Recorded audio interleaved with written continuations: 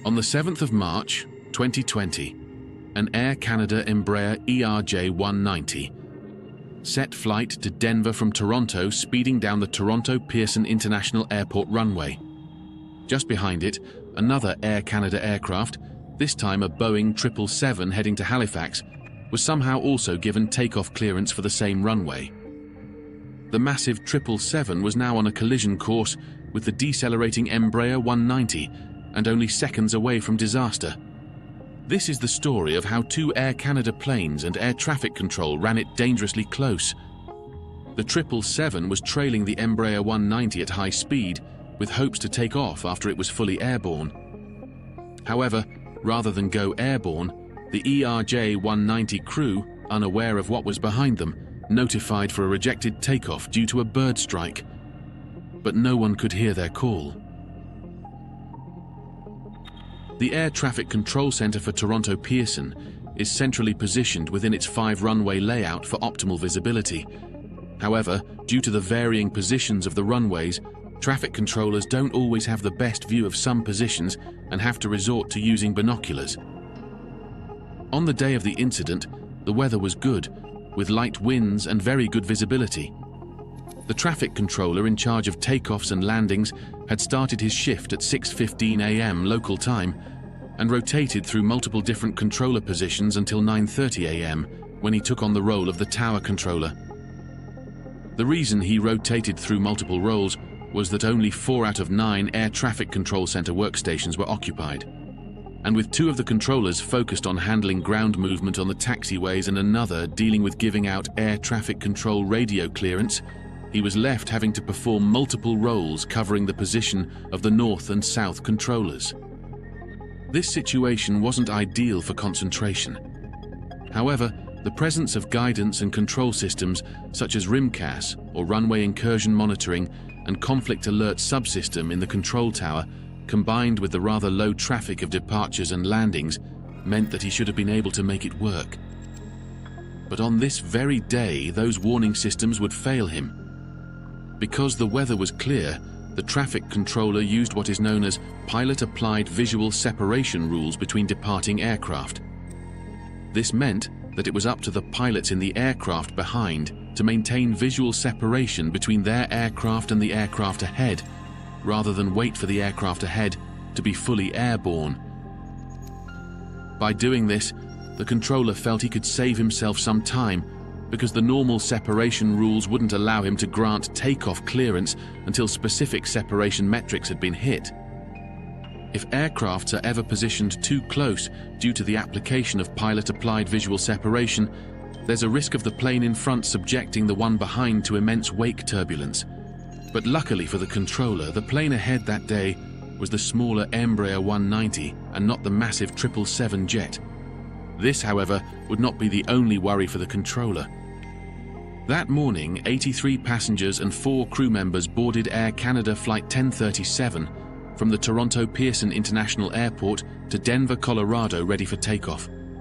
At a different gate, 345 passengers and 14 crew members were boarding a Boeing 777 for Flight 606 to Halifax. The Toronto to Halifax route was usually dominated by smaller aircraft, but news of the impact of the coronavirus had probably sent travelers into a state of panic, and with many of Air Canada's travelers seemingly in a hurry to Halifax, they had no option but to deploy the massive Boeing 777 jet. Both flights had expected to use the same runway 06L, for takeoff, with the 777 instructed to line up behind the Embraer 190. All they needed was clearance for takeoff from air traffic control to know when it was safe to begin takeoff proceedings. The Embraer 190 jet passed all the pre-flight checks, so it was given clearance to take off, and at around 9:50 a.m., it began to make its way down runway 06L. Since the traffic controller had decided to use pilot-applied visual separation, the pilots of the 777 were free to request for takeoff clearance once the Embraer 190 was deemed to be far enough away that it didn't obstruct the 777's takeoff. So, when the Embraer 190 looked far enough, the Boeing 777 crew requested takeoff clearance and began to make their way to hold on runway 06L. Unknown to the flight crews of both aircrafts, The first sign of danger was just about to appear. As the Embraer 190 was approaching rotational speed, a thud was felt in the cockpit. The flight crew's observation suggested that it was a bird strike, but with no way to tell the extent of damage, the captain decided it was best to halt takeoff since they hadn't reached rotational speed. So, the flight crew initiated a rejected takeoff and made a radio call to air traffic control to inform them about the situation, while they decelerated the aircraft. Meanwhile, the flight crew of the 777 were also on a call to air traffic control as they tried to acknowledge their own takeoff clearance. As both calls were being made to the same frequency, and the Boeing had significantly stronger transmission power, the call from the Embraer 190 was completely missed, and the 777 had its takeoff clearance confirmed. Both the ATC and the 777 flight crew were unaware of the bird strike, which had just caused the Embraer 190 to begin slowing down, and the 777 was now making its way down the same runway. The traffic controller, thinking he had sorted the movement on runway 06L, turned his attention to runway 05 at the north end of the airport, where two other aircrafts were set for approach. In his mind, the distance between the Embraer 190 and the 777 seemed okay before he looked away. This meant, unfortunately, that he wasn't paying attention to the deceleration of the Embraer 190. Moments later, with all the warnings still going unnoticed, the controller cleared yet another aircraft, a de Havilland Dash 8, to make its way to the same runway, 06L, and prepare for takeoff. This meant that there were now 3 aircraft on the same runway, yet somehow the guidance systems failed to send out any warnings. Usually, the RIMCAS system would signify to the controllers when 2 mobile planes on the ground are within a dangerous distance of each other. But the Embraer 190's transponder had somehow denoted that the aircraft was airborne after it accelerated past 50 knots, despite the aircraft being parked on the ground. This meant that the RIMCAS couldn't send out any warning, as it thought the aircraft was no longer on the ground, despite indicating its deceleration. Behind the Embraer 190, the flight crew of the 777 began to notice that the Embraer 190 was getting closer rather than farther away from them, and they knew something had gone wrong. The problem, however, was that the aircraft was barreling down the runway at over 230 kilometers per hour, and the Embraer 190 was just less than 3 kilometers away. At that rate, it would take less than a minute for the 777 to collide with the Embraer 190. Presumably, no one on the 190 would survive such a collision. The flight crew of the 777 were faced with 2 options: to continue accelerating and somehow take off just above the Embraer 190, or to reject takeoff entirely. Since the plane had not reached rotational speed, the captain decided it was best to reject takeoff and reached out to air traffic control to inform them of the new plans. Unlike the Embraer 190, the radio call from the 777 to signify a rejected takeoff was received by the controller. However, it was only then that the controller checked for the Embraer 190 and found that it hadn't been in its expected position, but was rather airborne and at the end of the runway. But it was now too late, and all the controller could do was wait and watch to see if the flight crew of the 777 could stop the plane before it collided with the Embraer 190. Just 1,500 meters away from the collision, the flight crew in the Boeing 777 were able to bring the massive plane to a halt. No one had been hurt, and both planes suffered no damage apart from a dent caused by the bird strike. Had the 777 flight crew not rejected takeoff when they did, the situation could have easily ended up being catastrophic.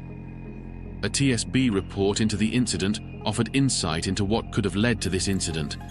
The report noted that the remains of a hawk were found during inspection of the Embraer 190 to confirm that it was indeed a bird strike which led to the rejected takeoff. The report also noted that the plane's transponder had been compliant with current standards, even though it had made such a transmission error after the plane accelerated past 50 knots. Also, the air traffic controller's decision to use pilot-applied visual separation meant that he was working with assumptions based on the speed and position of the aircraft when it was last monitored. As a result of this, the Boeing 777 was given clearance to take off despite the aircraft ahead of it still being on the runway. The overlap in communication between the radio messages from the Embraer 190 and the Boeing 777 to air traffic control also exacerbated the situation, as the rejected takeoff message went undetected by both air control and the 777 behind. Analysis of the incident showed that transmissions of both messages had occurred within 1/100th of a second of each other and lasted almost as long too. The Embraer 190's transponder wrong transmission, which lasted for over a minute, also played a role in putting the aircraft in danger. Due to this, the RIMCAS also failed to detect the danger on time, as it was reading that both the Embraer and the Boeing aircrafts had been airborne despite both still being on the ground. In the wake of the incident, NAV Canada published a bulletin to remind all Toronto Tower personnel that alerts from the guidance systems may not be generated when certain aircrafts are departing, and reminded controllers to monitor such situations closely. In the bulletin, it was highlighted that certain aircraft types, including the Embraer, might have an earlier onset of in-flight indication, which could cause some warnings not to come when expected. Ultimately, no individual can be blamed for the events that led to the planes being in danger of a collision, including the traffic controller who had given clearance for the 777 to take off. This is because, if the control tower wasn't short-staffed at the point where the aircrafts were set to take off, then he probably would have been able to focus on either the expected takeoffs or incoming landings. The situation was caused by a combination of minor oversights, which were aggravated due to an unexpected bird strike. It then became worse when communications got mixed up, and the transponder of the Embraer 190 began to transmit that the aircraft had become airborne. But thankfully, the flight crew of the 777 noticed the danger on time and managed to stop the aircraft before anything disastrous happened. If anyone is to be blamed for the incident, it should be the faulty systems that gave out false indications, or the bird. But what do you think? Please let us know your thoughts in the comments below. Until next time, take care.